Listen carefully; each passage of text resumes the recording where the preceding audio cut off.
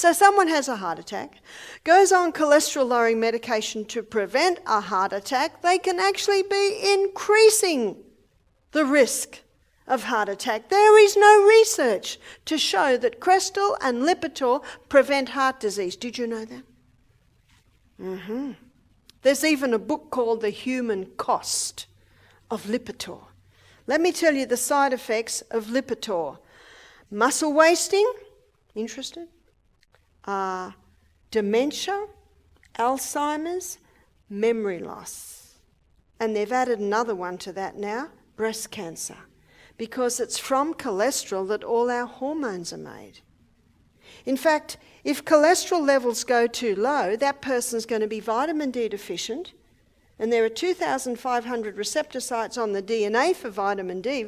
Body can't function without vitamin D, and vitamin D is made from cholesterol. Sex and stress hormones can't be made properly if you don't have enough cholesterol. Too low cholesterol is just as dangerous as too high. I've had guests say to me, well, my husband's on Lipitor and his memory's gone. I don't know anyone who's interested in muscle loss, memory loss, or Alzheimer's or dementia. Are you? Hello and welcome back. I'm Barbara O'Neill, and today we're uncovering the foods that can actually destroy your health. In our fast-paced lives, it's easy to reach for convenient options that may seem harmless, but can have serious consequences for our well-being. Shocking statistics reveal that nearly 70% of adults consume ultra-processed foods regularly, which are linked to an increased risk of obesity, heart disease, and diabetes. These foods often contain unhealthy fats, sugars, and additives that can disrupt our body's natural processes. In this video, we'll dive into which specific foods to avoid and why they can be detrimental to your health. We'll also discuss healthier alternatives and practical tips for making better choices. And as a special thank you for joining me today, we're giving away 100 free copies of my best-selling book to subscribers. So if you haven't already, make sure to hit that subscribe button and leave a comment about why you want to win my best-selling book. So, another no is not fat, but it's wheat. Why wheat?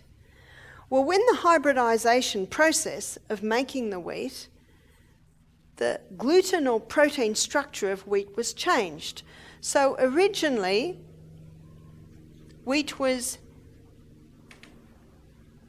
inkhorn. No, I don't think that I should be there. I think that I should be there. Inkhorn wheat, that was the original wheat. And it had a very fragile structure. And that fragile protein or gluten structure means very easy to be broken down. So easy to be broken down in the grind, in the cooking, in the chewing, in your digestive enzymes. And it is not sure when, but a few thousand years ago, there was a field hybrid with another wild grass that produced emmer wheat. And emmer wheat is not quite as fragile, but it is still fairly fragile. And it is the emmer wheat that went through the intensive crossbreeding. So the hybridized wheat that was hybridized in the 50s went worldwide in the 70s. So by the 1990s, in New Zealand, in Australia, in America, every pasta, every wheat, every cereal, every donut, cake, etc., is made of the hybridized wheat. And that structure of that hybridized wheat is incredibly complex. Very difficult for the gut to break down.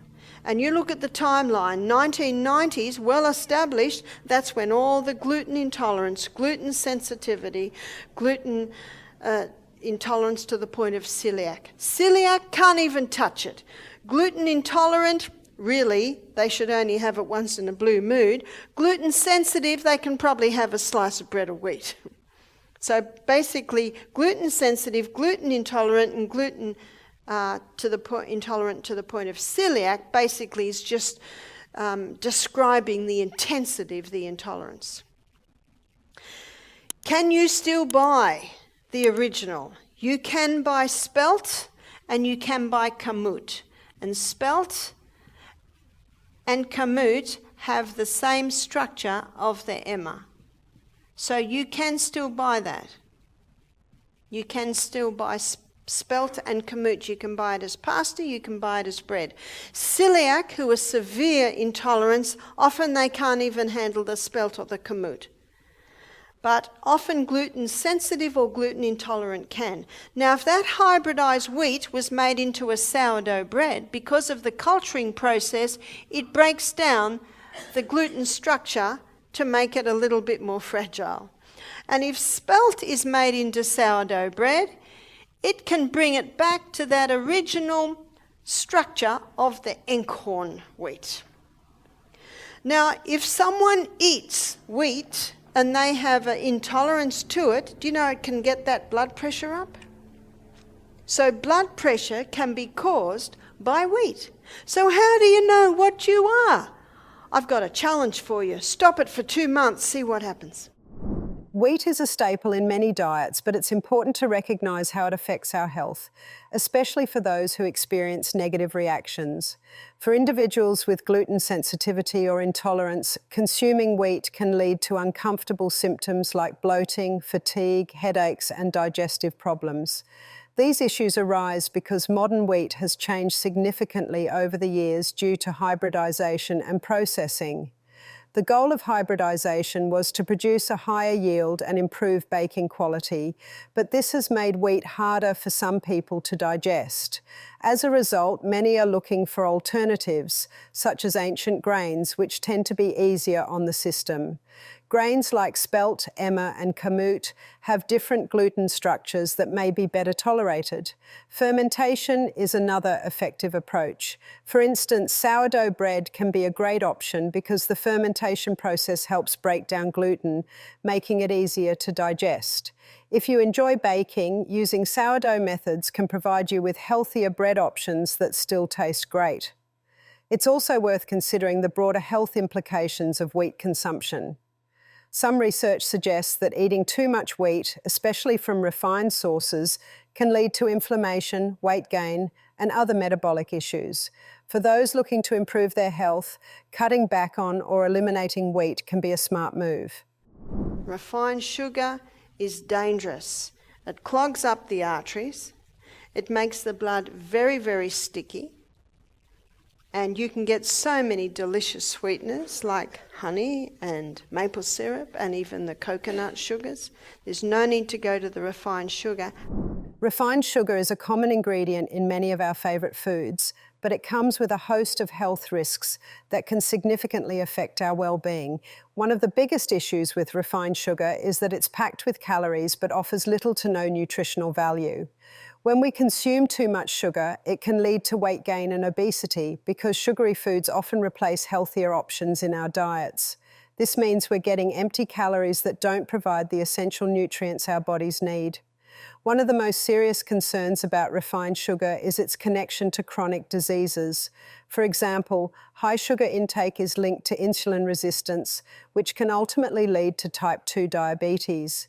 When we eat refined sugar, it causes our blood sugar levels to spike quickly. In response, the pancreas releases insulin to help cells absorb the glucose. Over time, if we keep consuming too much sugar, our bodies may struggle to keep up with insulin production, leading to insulin resistance and eventually diabetes. Refined sugar also plays a role in heart disease. Studies show that diets high in added sugars can increase the risk of heart-related issues. Consuming a lot of sugar can raise triglyceride levels, increase blood pressure, and cause inflammation, all risk factors for heart disease. Furthermore, excessive sugar can lead to the buildup of visceral fat, which is particularly harmful as it raises the chances of heart attacks and strokes. Mental health is another area where refined sugar can be problematic. Research suggests that high sugar consumption may be linked to depression and anxiety. When we eat sugary foods, it can lead to energy spikes followed by crashes, which may cause mood swings. Some people even develop cravings for sugar, seeking that quick energy boost, creating a cycle that's hard to break.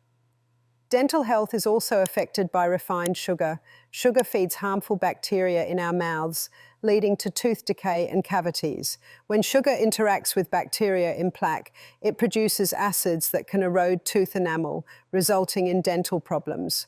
Moreover, a high sugar diet can harm gut health. Excess sugar can encourage the growth of harmful bacteria and yeast in our digestive systems, leading to an imbalance known as dysbiosis. This imbalance can contribute to digestive issues and a weakened immune system. Given these risks, it's essential to be mindful of our sugar intake. Reducing or cutting out refined sugar can lead to numerous health benefits such as better weight management, improved blood sugar control, and enhanced mood stability. Instead of reaching for sugary snacks, try to focus on whole, nutrient-dense foods like fruits, vegetables, whole grains, and healthy fats. These foods not only nourish our bodies, but also help us maintain a healthier lifestyle. In nature, we find the highest amount of sodium in seawater. And seawater contains 92 minerals. Of those 92 minerals, 30%, approximately 30% is sodium, and of those 92 minerals, approximately 50% is chloride. Now, because sodium chloride take up the most amount, they're the first crystals formed when the water is evaporated. So what man does is he scoops up the first crystals formed, he bleaches them white, puts aluminium with it so that it runs freely, and there's your table salt. Table salt is a dangerous salt because we now have two very harsh minerals that if you were to inject both of those into the blood, you would die. There's two harsh minerals and they need all the other 90 to soften them and balance them. The highest concentration of mineral inside the cell is potassium. The highest concentration outside the cell is sodium. And in this bilayered membrane that is around every cell, there are sodium-potassium pumps. And these sodium-potassium pumps are ever going like this, maintaining the balance between potassium and sodium. But when someone's not eating enough fruits and vegetables, and that's where you get most of your potassium, and they're putting table salt on everything far too much, what happens now is sodium levels rise and potassium levels drop.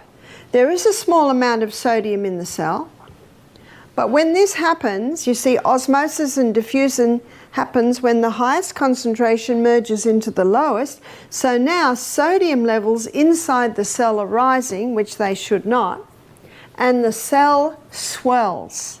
What's that called? High blood pressure. The doctor is right. Table salt will contribute to high blood pressure. Table salt, or sodium chloride, can be harmful when consumed in excess. While our bodies need sodium to function properly, too much of it can lead to serious health problems. One of the most significant risks associated with high salt intake is high blood pressure or hypertension. When we eat too much sodium, our bodies hold on to more water to balance it out. This extra fluid increases blood volume, which raises blood pressure. Over time, high blood pressure can damage the arteries, leading to heart disease and increasing the risk of stroke. Many studies suggest that reducing salt intake can help lower blood pressure, especially for those already experiencing hypertension. Another concern is the impact of table salt on heart health. A diet rich in sodium can cause the arteries to become stiff and may even lead to heart failure over time. Excessive salt can exacerbate other dietary issues like high cholesterol and saturated fat intake, making it even more dangerous for cardiovascular health. This connection highlights the importance of monitoring sodium levels, particularly for individuals with existing heart conditions. Kidney health is also at risk with high salt consumption. The kidneys are responsible for filtering excess sodium from the bloodstream, and when we overload them with salt, they have to work harder. Over time, this strain can lead to kidney disease, which can severely affect overall health and may require treatments like dialysis in advanced cases. Additionally, too much salt can affect bone health. High sodium intake can cause the body to lose calcium through urine, which can weaken bones and increase the risk of osteoporosis, especially in older adults who are already susceptible to bone density loss. And there are two things that I would like to absolutely define for heart disease, and that is caffeine. Caffeine disrupts the neurotransmitters in the brain. Caffeine causes an insulin response. Caffeine actually causes a crisis response. So when someone is in a crisis, their blood pressure rises to cope with the crisis. That's what caffeine does. Also, tobacco. Tobacco also causes a crisis in the body. Tobacco also damages the arterial walls. Caffeine thickens the blood, causes dehydration, as does tobacco. Tobacco and caffeine can both significantly affect heart health and overall well-being, but they do so in different ways. Starting with tobacco, smoking is a leading cause of preventable deaths around the world. It has a direct and harmful impact on the cardiovascular system. Nicotine, the addictive substance in tobacco, raises heart rate and blood pressure. This forces the heart to work harder than it should, which can lead to serious problems like heart disease. Additionally, smoking damages the lining of blood vessels, contributing to atherosclerosis, where arteries become narrowed due to plaque buildup. This condition greatly increases the risk of heart attacks and strokes. Beyond just the heart, smoking reduces oxygen levels in the blood because of the carbon monoxide produced when tobacco is burned. This reduction in oxygen can lead to fatigue, decreased physical performance, and even problems with organ function over time. Long-term smokers also face a weakened immune system, making them more vulnerable to infections and chronic diseases. On the flip side, caffeine is often seen as a harmless pick-me-up, but too much of it can lead to issues as well. While moderate caffeine consumption is usually safe for most people, excessive intake can lead to an increased heart rate and higher blood pressure, which might cause feelings of anxiety and stress. Some individuals may experience heart palpitations or irregular heart rhythms, known as arrhythmias, when they consume too much caffeine. Moreover, high caffeine consumption can lead to dependency, causing withdrawal symptoms like headaches and fatigue when caffeine isn't available. It can also disrupt sleep patterns, leading to insomnia or poor quality sleep. Since good sleep is essential for maintaining heart health, caffeine's interference can have a knock-on effect on overall well-being. Both tobacco and caffeine can also influence lifestyle choices. Smokers often struggle to maintain a healthy diet or engage in regular physical activity, which can further elevate their risk of heart disease. Similarly, people who rely heavily on caffeine might replace healthier beverages like water with caffeinated drinks, leading to dehydration and inadequate nutrition. Thank you for joining me today to explore the foods that support heart health.